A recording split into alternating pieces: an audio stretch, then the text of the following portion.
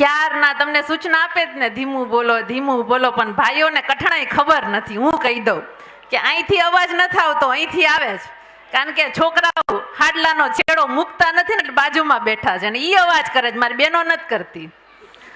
એટલે ખાસ કરીને નાના નાના ટપ્પુ સેના છે ને, જેઠાલાલની ટપ્પુ સેના, અવાજ ન કરતા આવે. અને ડાયા દીકરા થઈને દીકરીઓ થઈને બેસજો, એટલે અવાજ ન કરતા.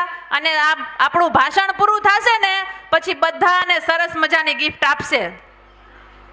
ગિફ્ટમાં શું મળશે એ તમને કહી દઉં, પેટ પૂજાનું મળશે, બીજું કંઈ નહીં મળે. એટલે પછી પાછળથી કહેતા નહીં કે અમને ગિફ્ટમાં તો પેટ પૂજા જ આપી. એટલે અવાજ ન કરતા હો ને, ડાયા દીકરા થઈને બેસજો. વાત એવી છે કે નાના ભૂલકાઓને ખબર નથી કે આ પરિવર્તનની લડાઈ છે. એને તો એવું છે કે આ બધા માણસો ભેગા થયા છે, શું કરે છે, શું બોલે છે, કાંઈ ખબર નથી વડીલ. પણ આપણે સૌ જાણીએ છીએ, મારે પ્રદેશની વાત નથી કરવી, મારે ગુજરાતની વાત નથી કરવી, મારે આપણા આંગણાની વાત કરવી છે. કારણ કે રમેશભાઈને ખબર છે, વિક્રમભાઈને ખબર છે ને, અહીંયા મજેવડીની ટીમ છે ને, તમે બધા પણ આમાંથી કોઈ સાક્ષી હશો. રમેશભાઈ અત્યારે ભલે જોઈન્ટ થયા, તમને એમ છે કે અત્યારે જોઈન્ટ થયા, પણ નહીં. રમેશભાઈ મનથી તો મને યાદ છે કે અમે આ ગામમાં પહેલો પગ મૂક્યો ને, આમ આદમી પાર્ટીના કાર્યકર્તા તરીકે પહેલો પગ મૂક્યો ને, ત્યારે વિક્રમભાઈ ને હિતેશભાઈ ને વિશાલભાઈ ને અમે રમેશભાઈના ઘરે ચા પાણી પીધા હતા. અને કેટલા લોકો હતા? 10. કેટલા? 10. અને ત્યારે એમણે એ લાગણી બતાવી જ કે બેન પરિવર્તન તો કરવું છે, કે ધીમે ધીમે થશે, પણ તમે લોકો મહેનત કરો, હું તમારા પડખે છીએ, અમે ગામ વતી આખા તમારા સાથે છીએ. એટલે કહેવાનો મતલબ એટલો જ છે કે સંઘર્ષની લડાઈમાં હંમેશા રમેશભાઈનું, વિક્રમભાઈનું, આ ગામના દરેક, વિશાલભાઈ હોય કે હિતેશભાઈ હોય, દરેકના યોગદાન છે ને, અન્ય જેના નામ નથી લેતી, દરેક હોદ્દેદાર, દરેક ભાઈઓનું યોગદાન છે. અને આ ગામની ખાસ વાત કરું તો તમને મારા કરતાં તો તમે વધારે બેઠેલું છે. હું તો ક્યારેક આવું જોઉં રોડ રસ્તા. પહેલી જ વખત અમે આવ્યા હતા અહીંયા નરસિંહભાઈ, ક્યાં ગયા? નરસિંહભાઈના વિસ્તારમાં અમે પહેલી વખત આવ્યા હતા. અને ભાઈ જે વાત કરે જ ને કે 5 વર્ષથી આપણે પીડા ભોગવીએ છીએ, અહીંયા જે અત્યારે રાજ કરે છે, ઘરની પેઢી સમજીને જે બેઠા છે, એણે જે કર્યું હતું ને એના તો અમે સાક્ષી છીએ. ત્યાં પણ આવ્યા હતા, રાતના રોડ નહોતા બનાવી દેતા. હું તમને ઉદાહરણ આપું છું કે એ નરસિંહભાઈના વિસ્તારનો રોડ નહોતા બનાવતા, અને અમે લોકો આવી રીતે બેઠા હતા, તો એ ભાઈ રાતના 10 વાગે બુલડોઝર લઈને આવ્યા. સમજી ગયા ને કોણ? જેસીબી. બુલડોઝર ને આલે જેસીબી એનું કહેવાય, બુલડોઝર જ કહેવાય ને. તેવું આ તો એ જેસીબી લઈને આવ્યા, એ કે હું રોડ બનાવવા આવ્યો. અને એ પણ કઈ હાલતમાં હતા તમને બધાને ખબર છે. એટલે મારે તમને એટલું જ કહેવાનું છે કે હવે આપણે આ ત્રાસમાંથી મુક્ત થવાનું છે. તો ઈચ્છા છે ને બધાની? પરિવર્તન જોઈએ છે ને? કારણ કે હવે તો તમારી સામે આવા લડાયક યોદ્ધાઓ છે, હવે કોની બીક આપણને? એટલે આ પરિવર્તન માટે અમે આવ્યા છીએ. તમારે પરિવર્તન લઈ આવવું પડશે, અને મતનું ટાણું આવશે ત્યારે મત માંગવા આવશું. કારણ કે રાજનીતિમાં મત વગર તો જીતશું કેમ? આ માથા વગર જીતશું કેમ અમે? એટલા માટે ખાસ મારી માતાઓ બહેનોને કહેવાનું છે, મારા વડીલોને કહેવાનું છે કે હવે જે ગુંડાશાહી વાળું શાસન છે અને ભાજપનું જે શાસન છે ને, એને ખતમ કરવાનું છે. એને ખતમ કરવું પડશે, નહીતર આવી જ રીતે ભ્રષ્ટાચારો થશે, એ લોકો દાદાગીરી કરશે, ગુંડાગર્દી કરશે. હમણાં કાલે જ બેનર ઉપર પીછડા મારતા હતા ને, આવા બેનરો લગાડ્યા હતા. બોલો, હવે એને આપણી બીક નથી તો પીછડા શું કામ મારે છે?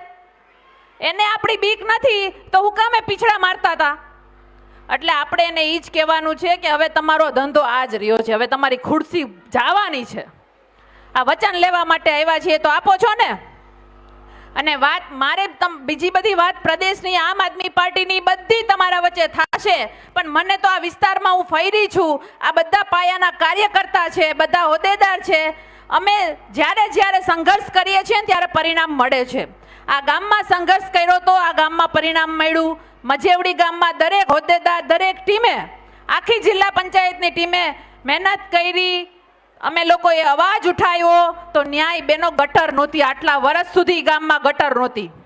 મજેવડી ગામમાં ગટરો નહોતી, ખુલ્લી ગટરો હતી. ન્યા એક મોતનો ટાંકો હતો. મારે તમને કહેવાની જરૂર એટલા માટે પડે છે કે તમને ખબર પડે કે પરિણામ આવે છે કે નહીં. અમારી પાસે સત્તા નથી, પણ અમે બોલીએ છીએ, અમે અવાજ ઉઠાવીએ છીએ. સત્તા ઉપર બેઠેલા દંભી અને ઘમંડી લોકોના કાટલા પકડવાની તાકાત છે. અને ત્યારે આ ભાઈઓ સાક્ષી છે, પૂછજો કે ઈ મોતનો ટાંકો 40 વર્ષથી પાડતા નહોતા, એ ટાંકો આમ આદમી પાર્ટીની ટીમે પાડીને બતાવ્યો. આ તાકાત છે આમ આદમી પાર્ટીમાં. એ જે ખુલ્લી ગટરો હતી, ગટરો નહોતી થતી, એ ગટરો આજ થઈ ગઈ. અને એ ગામની બહેનો, પાળ મહિનો બહેનો ત્રાહિમામ હતી કે અમારે આ ગટરના પાણીમાં હાલીને જવું પડે છે, અમારા છોકરા બીમાર પડે છે, અમારા વડીલો આજ હેરાન પરેશાન છે.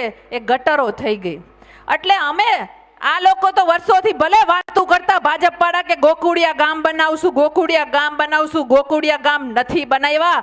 ગોકુળિયા ગામ હોય ને તો મારી બહેનોને રોડ, રસ્તા, ગટર, પાણી તો મળે કે ન મળે? એટલે આ બધી વાતો છે. એટલે ભાજપના ભ્રષ્ટાચાર સામે આજે અમે લોકો લડી રહ્યા છીએ અને એમાં તમારે સાથ આપવાનો છે. ઇલેક્શન તો હવે ક્યારે આવે ખબર નથી, પણ માત્ર અમારી લડાઈ ઇલેક્શન લક્ષી નથી. ખાલી તમારી પાસે આવી અને વોટ માંગીએ એના માટે નથી. ઇલેક્શન નથી છતાં પણ આ સમગ્ર ગુજરાતમાં આમ આદમી પાર્ટી સંઘર્ષ કરે છે. ખેડૂતોના મુદ્દા હોય, મહિલાઓના મુદ્દા હોય, બાળકોના મુદ્દા હોય, શિક્ષણની વાત હોય, સ્વાસ્થ્યની વાત હોય, દરેક યોદ્ધા દરેક ક્ષેત્રે લડે છે. અઘરું છે, અમારા માટે પણ અઘરું છે વડીલ, કારણ કે સત્તા સામે લડીએ છીએ. જેની પાસે પૈસા છે, સામ દામ દંડ ભેદ બધુંય છે, છેલ્લે કાંઈ ભેગું ના થાય તો જેલના દરવાજા બતાવે છે અમને. એટલે આટલું ઘણું બધું આ લોકો કરે છે, એની સામે લડીએ છીએ. એટલા માટે અમારી તાકાત કોણ છે તો કે તમે. એટલે અમે તાકાત માંગવા માટે આવ્યા છીએ. તમારા વગર અમે નહીં લડી શકીએ. ખાલી અમે એમને નીકળશું તો કંઈ ભેગું નહીં થાય. તમારે અમારી સાથે રહેવું પડશે, ત્યારે જ આ નાના નાના ભૂલકાઓના ભવિષ્ય બનાવી શકશું. એટલે વિચારધારા તો બદલવી પડશે. અને ગામ લેવલે તો તમને માઠા અનુભવ પણ થઈ ગયા છે કે એ લોકો સત્તા ભોગવે છે એની સામે વાંધો નથી, પણ એ સત્તામાં અભિમાનથી ભોગવે છે ને એનો અમને વિરોધ છે. તમને સત્તા આપી છે, તમને પદ આપ્યું છે, તમને પ્રતિષ્ઠા આપી છે, તો તમારે એને ભોગવવું પડે જનતા માટે સેવા કરીને. એની જગ્યાએ દાદાગીરી કરવાની, ગુંડાગર્દી કરવાની આ દરેક ગુજરાતના દરેક ગામડામાં પ્રોબ્લેમ છે. એટલે હવે વિશેષ વાત નથી કરતી. અને આ ટપ્પુ સેનાને હવે ભૂખ લાગી છે. મારી માતાઓ બહેનો પણ હવે ક્યારની અહીંયા અમને સાથ આપવા માટે બેઠા છે. મારા વડીલો વૃદ્ધો અહીંયા બેઠા છે. એટલે હું મારી વાણીને વિરામ આપીશ, પણ અંતમાં એટલું ચોક્કસ કહીશ કે તમારા માટે હંમેશા લડ્યા છીએ, લડશું અને લડતા રહીશું. તો આપશો ને બધા સાથ? છેલ્લે મારી બહેનો બેઠી છે, કારણ કે રાજનીતિ હોય કે જાહેર જીવન હોય, બહેનો બહુ ઓછી આવે. એટલે મારા બહેનોના માનમાં એટલું કહીશ કે બેટી મેં હિન્દુસ્તાન કી, ના ચલેગા કિસી કા જોર હમ પે, કાટ દેગે હર वो सर जो उठेगा मेरी जनता के ओर, जो उठेगा मेरी जनता के ओर. बोलो भारत माता की वंदे. धन्यवाद. जय हिंद, जय भारत.